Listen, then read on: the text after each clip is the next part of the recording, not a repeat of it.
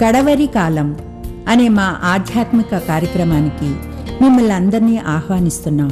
శాశ్వతమైన ప్రేమతో మనల్ని ప్రేమిస్తున్నారు యేసు ప్రభు వారు. మన కొరకు ఆయన శిలువ మీద ప్రాణం పెట్టారు. ఆయన నమ్మిన వారు అందరికీ కూడా ఉచితంగా రక్షణ ఇస్తున్నారు. ఆ ప్రేమ గల యేసు ప్రభు వారు త్వరలో వస్తున్నారు రెండోసారి లోకానికి. ఆయన నమ్మిన వారు అందరినీ కూడా పరలోకం తీసుకెళ్తారు. ఆ ప్రేమ గల ప్రభు నామపేట మిమ్మల్ని అందరినీ కూడా మన కడవరి కాలం కార్యక్రమానికి ఆహ్వానిస్తున్నాను.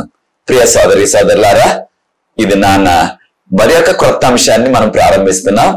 కొన్ని వారాలు ఆ అంశాన్ని బైబిల్ గ్రంథం నుంచి ధ్యానించబోతున్నాం. ధ్యానించే అంశం ఏంటంటే దేవుని ఆజ్ఞలతోనే మనకు మెండు దీవెనలు. దేవుని ఆజ్ఞలతోనే మనకు మెండు దీవెనలు అనే అంశాన్ని, ఇది మొదటి ఎపిసోడ్. ఇంకా కొన్ని ఎపిసోడ్లు మనం బైబిల్ గ్రంథం నుంచి నేర్చుకోబోతున్నాం. ప్రార్థన చేసుకుని ఈ వాక్య ధ్యానంలో కొనసాగుదాం. ప్రార్థన. పరిశుద్ధ ప్రేమ గల మా తండ్రి, మీకు స్తుతులు స్తోత్రాలు వందనాలు చెల్లిస్తున్నాం ప్రభువా. మీ ఆజ్ఞలతోనే మాకు మెండు దీవెనలు అనే అంశాన్ని బైబిల్ గ్రంథం నుంచి ధ్యానించి దాని ద్వారా మేమందరం కూడా ధన్యులయ్యే కృప మాకు అనుగ్రహించవలసిందని, దీని ద్వారా మేము పొందే ఆధ్యాత్మిక శారీరక దీవెనలు మీరే మాకు బయలుపరచవలసిందని, వాక్యాన్ని వీక్షిస్తున్న ప్రతి వ్యక్తిని, వారి కుటుంబాన్ని ఆశీర్వదించండి. ఈ పరిచర్య ముందుకు కొనసాగటానికి ఎవరైతే సహకరిస్తున్నారో వారందరినీ కూడా ప్రత్యేకంగా దీవించండి ప్రభువా. ఈ లోతైన మర్మాన్ని తెలుసుకోవటానికి పరలోకపు జ్ఞానాన్ని మాకు ప్రసాదించండి ప్రభువా. పరిశుద్ధాత్మతో మమ్మల్ని నింపి ఈ సత్యాలు నేర్చుకునే కృప మాకు అనుగ్రహించి మీకు యోగ్యమైన కుమారులుగా కుమార్తెలుగా ఈ కడవరకాల చివరి దినాల్లో జీవించే కృప మాకు దయచేయవలసిందని యేసు ప్రభువు పరిశుద్ధమైన నామమును బట్టి ప్రార్థిస్తున్నాను తండ్రి, ఆమేన్. ప్రియ సోదరి సోదరులారా, మానవులుగా మనం అందరం కూడా మనం ఏ సంఘానికి చెందిన, ఏ శాఖకు చెందిన, ఏ సంస్థకు చెందినా సరే మనందరికీ కూడా కావలసినది రెండు రకాల దీవెనలు. మొదటిది శారీరక దీవెనలు మనం ఎక్కువ కోరుకుంటాం మానవులుగా. శారీరక దీవెనలు, రకరకాల దీవెనలు మనకు కావాలి. ఉదాహరణకు ఆరోగ్యం, మనకు కావాల్సిన డబ్బు, మనకు కావాల్సిన సంతోషము, సమాధానం, మన కుటుంబాలు వర్ధిల్లాల, అనేక రీతులైన శారీరక అవసరాలు, శారీరక దీవెనల కొరకు మనం ప్రోకలాడుతూ ఉంటాం.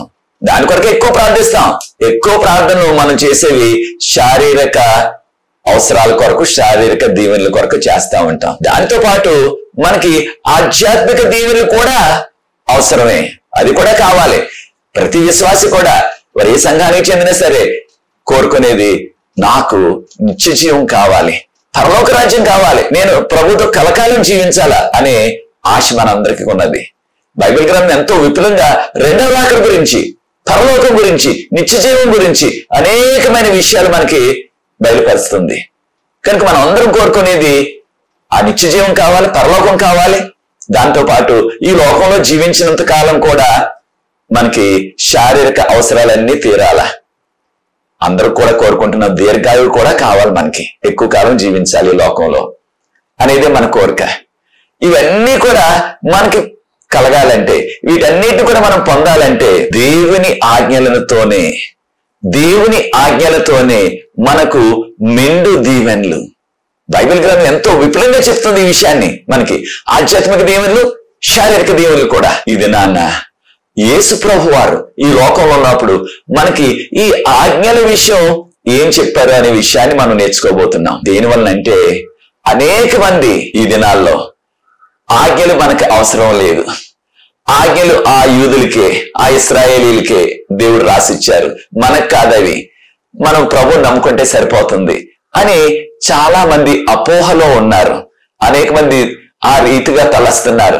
అనేక మంది బోధిస్తున్నారు కూడా, ఆజ్ఞలు మనకు అవసరం లేదు, అవి దేవుడు కొట్టేశారు, అది మనకు కాదు, మన ప్రభు నమ్ముకుంటే సరిపోతుంది అని చెప్పేవారు ఉంటున్నారు. ఈ విషయాలు బైబిల్ గ్రంథం నుంచి వారు ఏం చెప్తున్నారనే విషయం కాదు, బైబిల్ గ్రంథం ఏం చెప్తుందనే విషయం మనం ఈ దినాన రాబోయే ఎపిసోడ్ లో కూడా మనం పరిశీలించబోతున్నాం. కనుక ప్రియ సోదరి సోదరులారా, దేవుడు ఆదిలోనే, అనగా ఇశ్రాయేలీల్ని ఈజిప్ట్ నుంచి ఆయన విడిపించి ఆ కానాను దేశానికి, దేవుడు వాగ్దానం చేసిన వాగ్దాన భూమికి నడిపించే ఆ మార్గంలోనే సీనాయి పర్వతం మీద మనందరికి తెలిసిన రీతిగా దేవుడు తన సొంత వ్రేలితోనే 10 ఆజ్ఞలు రాసిచ్చారు.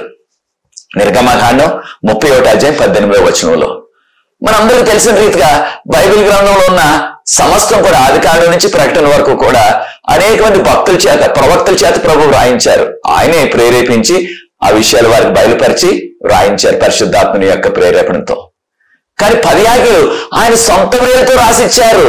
కావాలంటే మోషే నీవు ఇవి రాయి అని చెప్పొచ్చు ఆయన. కానీ మోషేను అక్కడే నిలబెట్టి 40 దినాలు ఆయన విశ్వాసాన్ని బలపరిచి 10 ఆజ్ఞలు రాసిచ్చారు. దీనివల్ల అన్నిటికంటే ప్రాముఖ్యమైనవి, బైబిల్ గ్రంథం అంతట్లో కూడా చాలా ప్రాధాన్యత గలది. ఈ 10 ఆజ్ఞలు ఎంతో ముఖ్యమైనవి కనుక దేవుడే తన సొంత చేతితో రాసి ఆ రాతి పలకల మీద రాసిచ్చారు. దేనికి రాతి పలకల మీద రాసిచ్చారు? అది కలకాలం ఉండాలని. రాతి మీద రాసింది ఏదైనా సరే ఎక్కువ కాలం ఉంటది.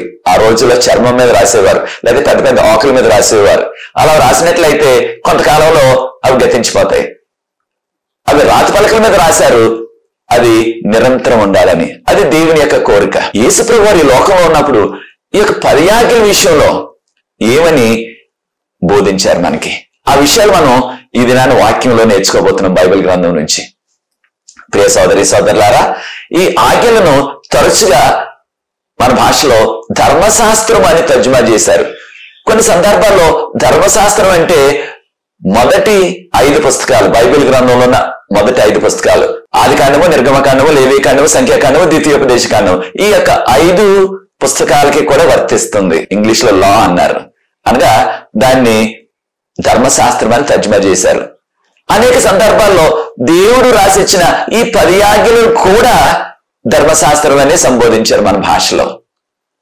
కనుక ఈ యొక్క విషయాన్ని కూడా మనం గుర్తించాలా. మత్తయి సువార్త 5 అధ్యాయం 17, 18, 19 వచనాలు మనం గమనించినట్లయితే యేసుప్రభువు వారు అన్నారు, నేను ధర్మశాస్త్రమును గాని ప్రవక్తల వచనాన్ని గాని నేను కొట్టివేయటానికి రాలేదు, వాటిని తొలగించడానికి రాలేదు, నేను వాటిని మార్పు చేయటానికి రాలేదు నేను అని ఎంతో ఖచ్చితంగా తేట తెల్లంగా ఎంతో విపులంగా చెప్పేశారు. నేను ధర్మశాస్త్రాన్ని మార్చడానికి రాలేదు, ధర్మశాస్త్రాన్ని కొట్టివేయటానికి రాలేదు, దాన్ని నెరవేర్చటానికే వచ్చాను అని ప్రభువారు చెప్పారు మత్తయి సువార్త 5 అధ్యాయం 17వ వచనంలో. కనుక యేసు ప్రభువారు ధర్మశాస్త్రాన్ని కొట్టేశారు, లేదా 10 ఆజ్ఞలు కొట్టేశారు అనే మాట యేసు ప్రభు మాటలతో మనం పోల్చుకుంటే అది సరికాదు. కారణం యేసు ప్రభువారే చెప్పారు, ఆ 10 ఆజ్ఞలు కొట్టేయటానికి, 10 ఆజ్ఞలు తొలగించడానికి నేను రాలేదని ఆయన చెప్పారు. ఇదే విషయం మత్తయి సువార్త 5 అధ్యాయం 18వ వచనం, మత్తయి సువార్త 5 అధ్యాయం 18వ వచనం మనం గమనించినట్లయితే, ఆకాశము భూమి గతించిపోయే వరకు కూడా, ఆకాశం భూమి గతించిపోతే గతించిపోతుంది, కానీ ఈ యొక్క ధర్మశాస్త్రంలో అనగా దేవుని ఆజ్ఞలో రాయబడింది ఒక్క సున్నా అయినా ఒక్క పొల్లైనా సరే కొట్టి వేయబడదు. ఎప్పటి వరకు? ఆకాశం భూమి గతించిపోయే వరకు. ఎప్పుడు గతించిపోతే ఆకాశం భూమి? 2వ రాకడ తర్వాత. అంటే 2వ రాకడ వరకు కూడా ఈ యొక్క దేవుని యొక్క ఆజ్ఞలు, దాన్నే ధర్మశాస్త్రం అని తర్జుమా చేశారు, అది నిలిచి ఉన్నది. అనగా దానిని విశ్వాసులుగా మనం అందరం కూడా పాటించాలా, అనుసరించాలా. అప్పుడే మనకి మెండైన దీవెనలు, మనం కోరుకునే ఆ మెండైన ఆధ్యాత్మిక శారీరక దీవెనలు మనకు వస్తాయి. మత్తయి సువార్త 5 అధ్యాయం 19వ వచనాన్ని కూడా గమనిద్దాం. దానిలో ఎవరైనా సరే ఈ ఆజ్ఞలో అల్పమైన ఆజ్ఞ దాన్ని కొట్టివేసినట్లయితే, దాన్ని పాటించకుండా ఉన్నట్లయితే, ఇది మీరు అనుసరించకుండా ఉండండి అని చెప్పినట్లయితే అతడు దేవుని రాజ్యంలో చాలా అల్పుడుగా ఉంటాడు. లీస్ట్ అన్నారు ఇంగ్లీష్ లో. అయితే ఎవరైతే ఈ ఆజ్ఞలు పాటిస్తూ ఇతరులకు బోధిస్తారో, మీరు కూడా ఈ యొక్క ఆజ్ఞలు పాటించండి అని బోధిస్తారో, వారు పరలోకంలో గొప్పవారుగా, ఘనులుగా, ముఖ్యులుగా ఉంటారు అని చెప్పబడ్డది. అంటే ఖచ్చితంగా ఆజ్ఞలను పాటించాలి, ఆజ్ఞలను అనుసరించాలి. అవి చేస్తేనే పరలోకంలోకి వెళ్తాం. పరలోకంలో కూడా మనము ఆ ఘనులుగా, ముఖ్యులుగా ఉండటానికి అవకాశం ఉందని మత్తయి సువార్త 5 అధ్యాయం 19వ వచనం. ఇవి యేసు ప్రభు మాటలు, నా మాటలు కాదు. ప్రార్థనాపూర్వకంగా వీటిని గ్రహించండి, ధ్యానించండి. ప్రియ సోదరి సోదరులారా, మరొక విషయాన్ని కూడా మనం గుర్తు చేసుకోవాలా. అదేంటంటే యేసు ప్రభు వారు ఈ లోకంలో ఉన్నప్పుడు మత్తయి సువార్త 15 అధ్యాయం 3వ వచనాన్ని ఒకసారి గమనిద్దాం. మత్తయి సువార్త 15 అధ్యాయం 3వ వచనం గమనిద్దాం. ప్రభువారు అన్నారు, మీరు మీ పారంపర్య చర్యలకు చాలా ప్రాధాన్యత ఇస్తున్నారు. పారంపర్య చర్యలు అంటే మన తాత ముత్తాతల నుంచి వచ్చే ఆ యొక్క ఆచార వ్యవహారాలు, తాత ముత్తాతల నుంచి వచ్చే ఆచారాలు, వాటికి మీరు పెద్దపీట వేస్తున్నారు, వాటికి ప్రాధాన్యత ఇస్తున్నారు. కానీ దేవుని ఆజ్ఞలను ఎందుకు అతిక్రమిస్తున్నారు అన్నారు ప్రభువారే. చూచారా? మత్తయి సువార్త 15:3 దేవుని ఆజ్ఞలను మీరు ఎందుకు మీరుతున్నారు? ఈ ప్రశ్న ప్రభు మనల్ని కూడా అడుగుతున్నారు ఈ రోజున. మీరు అనేకమైన ఆచారాలు మీరు పాటిస్తున్నారు, మీ పూర్వుల దగ్గర నుంచి వచ్చిన ఆచారాలు. అవి బైబిల్ గ్రంథంలో లేవు, అయినప్పటికీ ఏదో రీతిగా వాటిని పాటిస్తూనే ఉన్నాం. కానీ దేవుడు రాసిచ్చిన ఆజ్ఞలు దానిని ఎందుకు అతిక్రమిస్తున్నారు, ఎందుకు చేయట్లేదు మీరు అని ప్రశ్నించారు. అదే ప్రశ్న ప్రభువారు ఈనాడు మనల్ని కూడా అడుగుతున్నారు. మనం ఎందుకు ఆజ్ఞలు పాటించట్లేదు? మళ్ళీ అందరం అంటాం, మళ్ళీ చాలా మంది అనొచ్చు నేను ఆజ్ఞలు పాటిస్తున్నాను అనొచ్చు. తప్పకుండా ఆజ్ఞలు, అన్ని ఆజ్ఞలు కూడా ఏ ఒక్కటి కూడా తప్పిపోకుండా పాటించాలా. అయితే ఆనాడున్న శాస్త్రులు పరిచయులు వారు ఏమన్నారు? ధర్మశాస్త్రం బాగా తెలుసు అన్నమాట. వారు ఒక ఆయన యేసు ప్రభుని ఈ విధంగా ప్రశ్నించారు. దానికి ఏదో జవాబు తెలుసుకోవాలని కాదు, ఆయన శోధించడానికి, యేసు ప్రభుని శోధించడానికి, యేసు ప్రభుని ఏదో రీతిగా ప్రశ్నలతో ఆయన్ని ఉక్కిరి బిక్కిరి చేసేయటానికి ఈ ప్రశ్న అడిగాడు.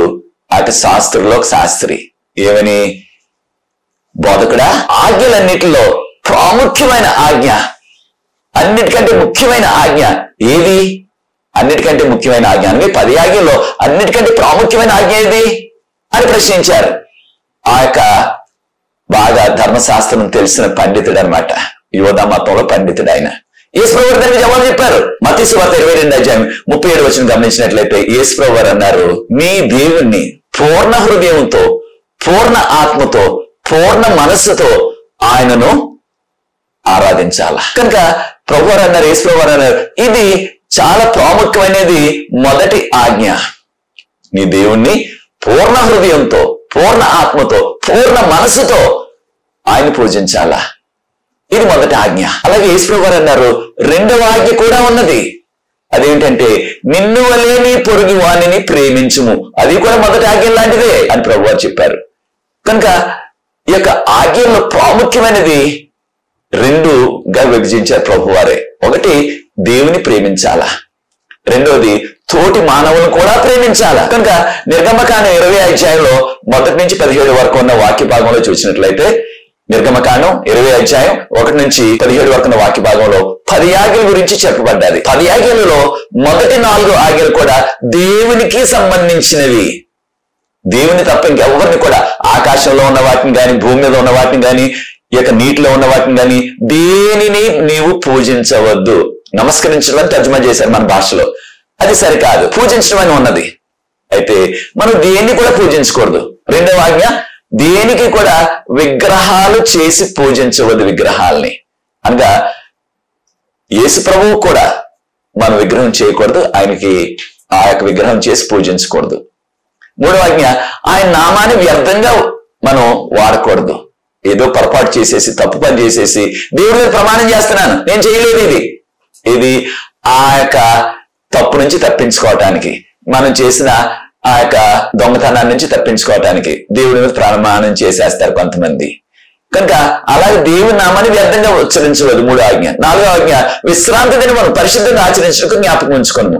విశ్రాంతి దినం అంటే వారంలో 7వ రోజు, మన భాషలో శనివారం అంటున్నాం. దాన్ని పరిశుద్ధంగా ఆచరించడం జ్ఞాపకం ఉంచుకోమన్నారు. ఈ 4 ఆజ్ఞలు కూడా మనకి దేవునితో సంబంధం కలిగి ఉండటానికి, దేవుని ప్రేమించడం, ఇదే మొదటి ఆజ్ఞ అన్నారు ప్రభువారు. అప్పుడు నిన్ను వలె నీ పొరుగు వాడిని ప్రేమించమన్నారు. నిన్ను వలె నీ పొరుగు వాడిని ప్రేమించడం అంటే 6వ ఆజ్ఞ నుంచి 10వ ఆజ్ఞ వరకు ఉన్నవన్నీ కూడా మానవులతో, అనగా మన తోటి మానవుల్ని మనం ప్రేమించాలనే విషయం. మన తోటి మానవులు మనం ప్రేమించినట్లయితే,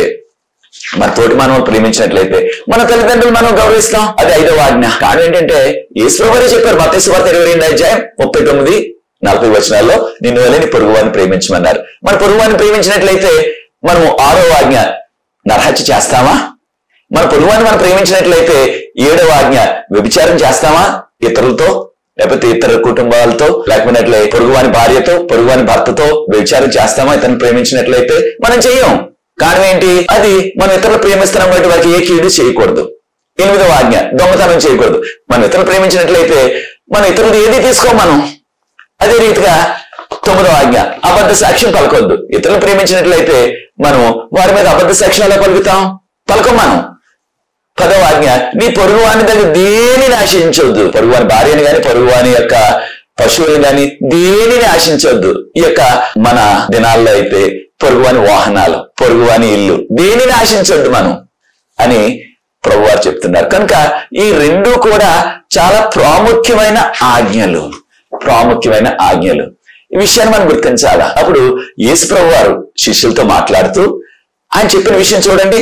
యోహాను సువార్త 14:15. యోహాను సువార్త 14:15 ప్రభువారు అన్నారు, మీరు నన్ను ప్రేమించినట్లయితే నా ఆజ్ఞలు గైకొనాలి. ఇంతవరకు చూసాం మనం దేవుని ప్రేమించాలా, మొదటి 4 ఆజ్ఞలు కూడా. రెండవది తోటి మానవులను ప్రేమించాలా, 6వ ఆజ్ఞ నుంచి 10వ ఆజ్ఞ వరకు. మరి యేసు ప్రభువుని ప్రేమించాలంటే, దేవుని ప్రేమించాలంటే ప్రభువారు ఏమన్నారు, నా ఆజ్ఞలను గైకొనాలా. కనుక ప్రియ సోదరి సోదరులారా, నోటితో నేను దేవుని ప్రేమిస్తున్నాను అంటే చాలదు. ఆ ప్రేమను మనం చేతల్లో చూపించాలా, మన పనుల్లో చూపించాలా. కనుక దేవుని ప్రేమించాలా, మన తోటి మానవులను ప్రేమించాలా. ఒకటి విశ్వాసంలే కాదు, ఎవరైనా సరే మానవులు, వారు అన్యులైనా సరే వారిని కూడా ప్రేమించాలా. యేసు ప్రభువు మన కొరకు ఆయన ఎంతో ప్రేమను చూపించి మన కొరకు ఘోరమైన శిలువ మరణాన్ని మనకు బదులుగా ఆయన పొందారు. దీన్ని అగాపే ప్రేమ అంటున్నాం. ప్రియ సోదరి సోదరులారా, మొదటి యోహాను పత్రిక 4:19 ఆయన మొదటగా మనల్ని ప్రేమించారు. కనుక మనం ఆయన్ని ప్రేమించాలా. ఆయన ప్రేమించాలంటే ఏం చెప్పారు ప్రభువారు, మనం గమనించాం కదా. యోహాను సువార్త 14:15 నా ఆజ్ఞలు గైకొనండి అన్నారు. ప్రియ సోదరి సోదరులారా, యేసు ప్రభువును మనం ప్రేమిస్తున్నామా? మనం ప్రేమించినట్లయితే ఆయన ఆజ్ఞలను గైకొనాలా. అప్పుడే ఆయన ప్రేమించినట్లు. నోటితో చెప్తే చాలదు నేను ప్రేమిస్తున్నానని. ఆయన 10 ఆజ్ఞలు పాటించి, ఆ మొదటి ఆజ్ఞలు దేవునికి సంబంధించిన, దేవునికి కనెక్ట్ అయిన ఆ ప్రేమను మనం చూపించి, మిగిలిన 6 ఆజ్ఞలు, 5వ ఆజ్ఞ నుంచి 10వ ఆజ్ఞ వరకు తోటి మానవులను కూడా ప్రేమించాలా. యేసు ప్రభువు ఈ లోకంలో జీవించినప్పుడే ఒక ధనవంతుడు, పాలకుడు, యవనస్తుడు యేసు ప్రభువు వారి దగ్గరికి పరుగునొచ్చి, బోధకుడా, నేను నిత్య జీవం పొందాలంటే ఏ మంచి కార్యాలు చేయాలి అన్నాడు. ఖచ్చితంగా ధనవంతుడు, పాలకుడు, యవనస్తుడు నిత్య జీవం కావాలనే కోరిక ఆయనకు ఉన్నది. తప్పకుండా ఆయనకే కదా, మనందరూ కూడా విశ్వాసులుగా ఉన్నది. నాకు నిత్య జీవం కావాలా, నాకు పరలోకం కావాలా, ఈ లోకం శాశ్వతం కాదు, ఏదో రోజున ఈ లోకాన్ని నేను విడిచిపెట్టేయాలా. ఎంత డబ్బున్నా, ఎంత మంచి పదం ఉన్నా సరే ఈ లోకం ఎవరికీ శాశ్వతం కాదు, మనకు తెలుసు. శాశ్వతమైనది నిత్య జీవం. కనుక ఈ యవనస్తుడు కూడా పాలకుడైనప్పటికీ, ధనవంతుడైనప్పటికీ, ఎంతో పలుకుబడి ఉన్నది సమాజంలో అయినప్పటికీ తాను కోరుకున్నాడు నిత్య జీవం పొందాలంటే నేను ఏ మంచి కార్యాలు చేయాలన్నారు. అప్పుడు యేసు ప్రభువు ఏం చెప్పారో చూడండి. మత్తయి సువార్త 19:17. మత్తయి సువార్త 19:17 యేసు ప్రభువు అన్నారు, నీవు ఆ యొక్క జీవమును కోరుకున్నట్లయితే. ఈ యొక్క యవనస్తుడు, పాలకుడు, ధనవంతుడు ఏం కోరుకున్నాడు? నిత్య జీవం కావాలని కోరుకున్నాడు. అయితే ప్రభువు అన్నారు, ఆ నిత్య జీవం నీకు కావాలంటే నీవు ఆజ్ఞలను గైకొనుము అన్నారు ప్రభువారు. చూచారా, నిత్య జీవం కావాలంటే మనకి దేవుడిచ్చిన ఆ 10 ఆజ్ఞలను మనం అనుసరించాలి. ఎంత ప్రాముఖ్యమైన విషయం చూడండి. చాలా సార్లు దీన్ని చులకనగా తీసుకుని 10 ఆజ్ఞలు మనకు అక్కర్లేదు, అది యూదులకి అని మనం వాటిని ప్రక్కకి నెట్టేస్తున్నాం. యేసు ప్రభు వారి మాటలు, నా మాటలు కాదు, ఈ లోకంలో చెప్తున్న మనుషుల మాటలు కాదు, యేసు ప్రభు మాటలు. నిత్య జీవం కావాలంటే నీకు 10 ఆజ్ఞలు పాటించు, ఆజ్ఞలు పాటించన్నారు. అయితే మనలో కొంతమంది వితండవాదం చేస్తూ 10 ఆజ్ఞలు అనలేదు కదండి, ఒట్టి ఆజ్ఞలు అన్నారంటే అనొచ్చు మనం. కానీ ప్రియ సోదరి సోదరులారా, ఆజ్ఞలనే మాట దేనికి వర్తిస్తుంది? దేవుడిచ్చిన ఆ 10 ఆజ్ఞలకే వర్తిస్తుంది. ఇక మానవులు ఇచ్చిన లేకపోతే మానవులు పెట్టిన ఏ ఆజ్ఞలు కాదు. కనుక ప్రియ సోదరి సోదరులారా, దేవుని యొక్క మాటలు ఎంత ప్రాముఖ్యమైనవో చూడండి. మనకు నిత్య జీవం కావాలంటే, పరలోకం కావాలంటే ఖచ్చితంగా మనం కూడా ఆ 10 ఆజ్ఞలను ప్రక్కన పెట్టవద్దు, 10 ఆజ్ఞలు పాటించాలి. కారణం మనం జీవిస్తున్నది కడవరి కాలం, చివరి దినాలు. కనుక అన్నిటికంటే గొప్ప దీవెన, అన్నిటికంటే ప్రాముఖ్యమైన దీవెన, అన్నిటికంటే ఇక మనం దేనికి కూడా వెలకట్టలేని, దేంతో కూడా పోల్చలేని గొప్ప దీవెన ఏదంటే నిత్య జీవం, రక్షణ, నిత్య జీవం. ఈ లోకంలో ఎటువంటి దీవెన ఉన్నా సరే, మనకి మంచి ఇల్లున్నా, మంచి వాహనం ఉన్నా, ఎంత భూమి ఉన్నా, ఎంత డబ్బున్నా, ఎంత మంచి పదవి ఉన్నప్పటికీ అవి కొంతకాలమైన మనందరికీ తెలుసు, అవి గతించిపోతాయి ఈ లోకంలోనే. కానీ కలకాలం ఉండేది ఆ నిత్య జీవం, పరలోకం, దాన్ని ఇస్తానంటున్నారు. ఎప్పుడు మనము దేవుని యొక్క 10 ఆజ్ఞలను పాటించినప్పుడు. కనుక ప్రియ సోదరి సోదరులారా, ఈ విషయాన్ని మనం గుర్తించాలా. యేసు ప్రభువారు ఆయన శిష్యులతో బోధిస్తూ ఈ విషయాన్ని కూడా చెప్పారు. యోహాను సువార్త 15:10 యోహాను సువార్త 15:10 యేసుప్రభువు వారు అన్నారు, నేను నా తండ్రి ఆజ్ఞలను గైకొనుచు నా తండ్రి ప్రేమలో నిలిచినట్లుగా. అనగా ఆయన తండ్రి ఆజ్ఞలు పాటిస్తూ ఈ లోకంలో జీవించినప్పుడు ఆయన ఆజ్ఞలన్నీ కూడా పాటించి ఆయన యొక్క తండ్రి ప్రేమలో నిలిచారు. కనుకనే యేసుప్రభువు వారు అంటున్నారు, మీరు కూడా నా ఆజ్ఞలను పాటించి నా ప్రేమలో నిలవండి అంటున్నారు. ప్రియ సోదరి సోదరులారా, యేసుప్రభు ప్రేమలో మనం నిలవాలా? యేసుప్రభు ప్రేమలో మనం నిలవాలంటే, యేసుప్రభు ప్రేమలో మనం ఉండాలంటే, యేసుప్రభు ప్రేమకు మనం పాత్రలుగా ఉండాలంటే ప్రభువు చెప్పింది ఏంటి? ఆజ్ఞలను గైకొనాల. యోహాను సువార్త 15:10 కనుక ఆయన ఆజ్ఞలను పాటించినట్లయితే ఆయన యొక్క ప్రేమలో నిలిచి ఉంటాం మన జీవితకాలం అంతా కూడా, కలకాలం కూడా. కనుక ప్రియ సోదరి సోదరులారా, మనకి బైబిల్ గ్రంథం ఈ విషయాలు ఎంతో విపులంగా చెప్తుంది. 1 కొరింథీయులకు రాసిన పత్రిక 7:19 ఒకసారి గమనిద్దాం. 1 కొరింథీయులకు రాసిన పత్రిక 7:19 దేవుని ఆజ్ఞను అనుసరించడం ప్రాముఖ్యం, కానీ సున్నతి చేయించుకోవటం అన్నది కాదు అని పౌలు గారు చెప్తున్నారు ఇక్కడ. అంటే ఈ లోకంలో అనేక విషయాలకు మనం ప్రాధాన్యత ఇస్తున్నాం, కానీ దేవుని ఆజ్ఞలను పాటించుట ప్రాముఖ్యమని బైబిల్ గ్రంథం మనకు చెప్తుంది. కనుక ఆ ఆజ్ఞలను పాటిస్తున్నావు ప్రియ సోదరి సోదరుడు, నీవు నీ కుటుంబం. రకరకాలుగా మనకు తెలిసిన బోధకులు వారు అనేక మంది ఈ ఆజ్ఞలు అక్కర్లేదని వారు రకరకాల సాకులు చెప్తున్నారు. కానీ వాక్యం ఏం చెప్తుంది? బైబిల్ గ్రంథం ఏం చెప్తుంది? బైబిల్ గ్రంథం చెప్పినట్లుగా మనం చేయాలా? యోహాను సువార్త రాసిన యోహాను గారు, ప్రకటన గ్రంథం రాసిన యోహాను గారు ఆయన యొక్క పెద్ద వయసులో ముసలితనంలో రాసిన గ్రంథం. అప్పటికి ఆయనకి 95 సంవత్సరాలు దాటిపోయాయి అని బైబిల్ పండితులు అంటున్నారు. అయితే అప్పటికే ఒక బైబిల్లో లేని బోధ, ఒక తప్పుడు బోధ ప్రచారంలోకి వచ్చేసింది 95 సంవత్సరానికి. అంటే మొదటి సంవత్సరం అంతానికి వచ్చేటప్పటికి ఈ యొక్క దొంగ బోధ, లేకపోతే ఈ యొక్క అబద్ధ బోధ, బైబిల్లో లేని బోధ ప్రబలుతుంది. అనేక మంది దాన్ని బోధిస్తున్నారు. ఏమని? ఆజ్ఞలు అవసరం లేదు, మనకి ఆజ్ఞలు కొట్టేశాడు దేవుడు అన్నట్లుగా వారు చెప్తున్నారు. దానిని ఆయన ప్రస్తావిస్తూ చూడండి యోహాన్ గారు ఏం రాశారు? 1 యోహాను పత్రిక 2:3 1 యోహాను పత్రిక 2:3 చూసినట్లయితే, మనం ఆజ్ఞలను గైకొనని ఎడల దాని వలన ఆయనను ఎరిగి ఉన్నామని మనం తెలుసుకుందాము. అనగా మనం ఆజ్ఞలను పాటించినట్లయితే అప్పుడు మనం యేసు ప్రభుని సురక్షకుడిగా మనం నమ్ముతున్నామని, ఆయన అనుసరిస్తున్నామని మనం తెలుసుకోగలం. ప్రియ సోదరి సోదరుడా, మనం యేసు ప్రభుని అనుసరిస్తున్నామా? యేసు ప్రభు అడుగుజాల్లో నడుస్తున్నామా? ఆయన ఆజ్ఞలు పాటిస్తున్నామా? అలా చేస్తేనే ఆయనని ఎరిగి ఉన్నాము, ఆయనతో మనం సంబంధం కలిగి ఉన్నామని మనకి భరోసా. 1 యోహాను పత్రిక 2:4 చూడండి, చాలా ఘాటుగా ఉన్నది ఇక్కడ. ఆయనను ఎరిగి ఉన్నామని, యేసు ప్రభు నాకు తెలుసు, యేసు ప్రభుని నమ్ముకున్నాను, నేను క్రైస్తవుని, బాప్తిసం తీసుకున్నామని చెప్పుకొనుచు, నేను ఆయన ఎరుగు ఉన్నానని చెప్పుకొనొచ్చు, ఆయన ఆజ్ఞలను గైకొనని వారు. యేసు ప్రభు నాకు తెలుసు, నేను క్రైస్తవుని, నేను బాప్తిసం తీసుకున్నానని చెప్పుకొనొచ్చు కూడా ఆయన ఆజ్ఞలను గైకొనకపోయినట్లయితే, ఆయన ఆజ్ఞలు పాటించకపోయినట్లయితే, యోహాన్ గారు చాలా ఘాటైన మాట వాడారు, వారు అబద్ధికులు, వారిలో సత్యము లేదు. ప్రియ సోదరి సోదరులారా, మనం కూడా ఈ కోవలో ఉన్నామా? క్రైస్తవుడని చెప్పుకుంటున్నాం, ఆలయానికి వెళ్తున్నాం, బాప్తిసం తీసుకున్నాం, అయినప్పటికీ ఆజ్ఞలను పట్టించుకోవటం లేదు, ఆజ్ఞలను ప్రక్కన పెట్టేశాం. అయితే 1 యోహాను పత్రిక 2:4 అలా మనం చేసినట్లయితే మనము అబద్ధికులము, మనలో సత్యము లేదు అని యోహాన్ గారు అంటారు, బైబిల్ గ్రంథం చెప్తుంది. కనుక మనల్ని మనం పరీక్షించుకుందాం, మనలో సత్యం ఉన్నదా? మనం యేసు ప్రభుని ప్రేమిస్తున్నామా? అలా చేసినట్లయితే మనం యేసు ప్రభుని ఎరిగి ఉండాలా. అలా చేయాలంటే ఆయన ఆజ్ఞలు, ఆయన ఇచ్చిన 10 ఆజ్ఞలు మనం పాటించాల. మన సొంత శక్తితో కాదు, యేసు ప్రభు యొక్క కృపతో మనం పాటించగలం. ఆ యొక్క ఘట సర్పం ఎవరు? సాతాను. ప్రకటన గ్రంథం 12:17 ఆ యొక్క ఘట సర్పము ఆమె సంతానంతో, ఆమె శేషించిన సంతానము, ఆమె అంటే స్త్రీ ఎవరికి సాదృశ్యం? సంఘానికి సాదృశ్యం. ఆ సంఘంలో ఉన్న శేషించిన వారితో యుద్ధం చేయటానికి వస్తున్నాడు సాతాను. ఆ ఘట సర్పం యుద్ధం చేయటానికి. దేనికి యుద్ధం చేయడానికి వస్తున్నాడు? ఎవరితో యుద్ధం చేయటానికి?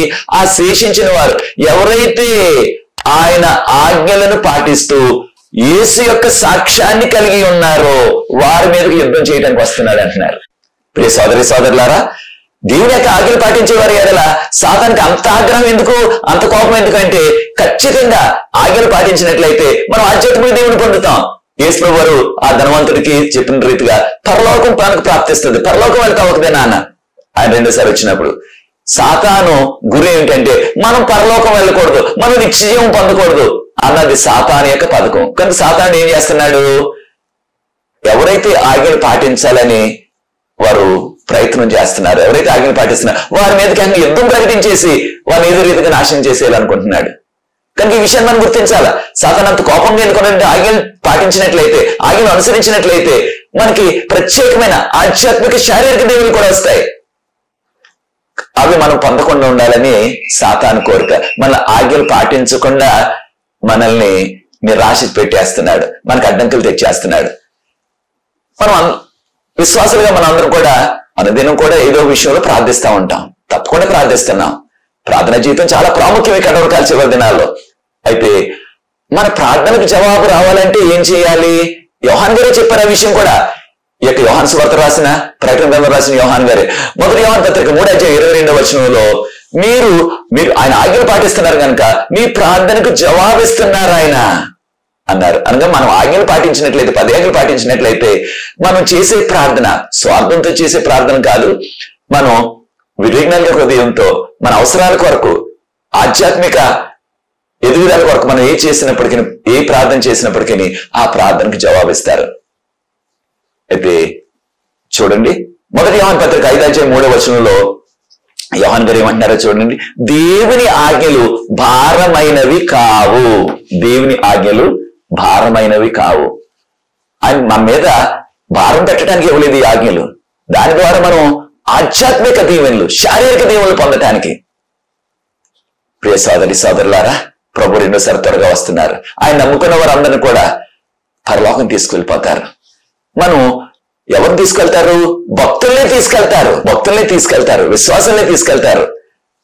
ప్రకటన చివరిగా చూడండి 14:12 దేవుని యొక్క ఆజ్ఞలు పాటిస్తూ యేసు యొక్క సాక్ష్యాన్ని కలిగి ఉన్న వారి యొక్క ఆ యొక్క భక్తులు, ఆ విశ్వాసులు, వారిని మనం సెయింట్స్ అంటున్నాం ఇంగ్లీష్ లో. Here is the patience of the saints అనగా ఆ యొక్క విశ్వాసులు, ఆ భక్తుల యొక్క విశ్వాసం దేని ద్వారా ప్రత్యక్షపడుతుంది? కడవరి కాలంలో, ఈ చివరి దినాల్లో, ఈ కడవరకాల చివరి దినాల్లో మనం భక్తులుగా ఉండాలంటే, విశ్వాసులుగా ఉండాలంటే ఆజ్ఞలు తప్పకుండా పాటించాలా, యేసు ప్రభునందు విశ్వాసం కలిగి ఉండాలా.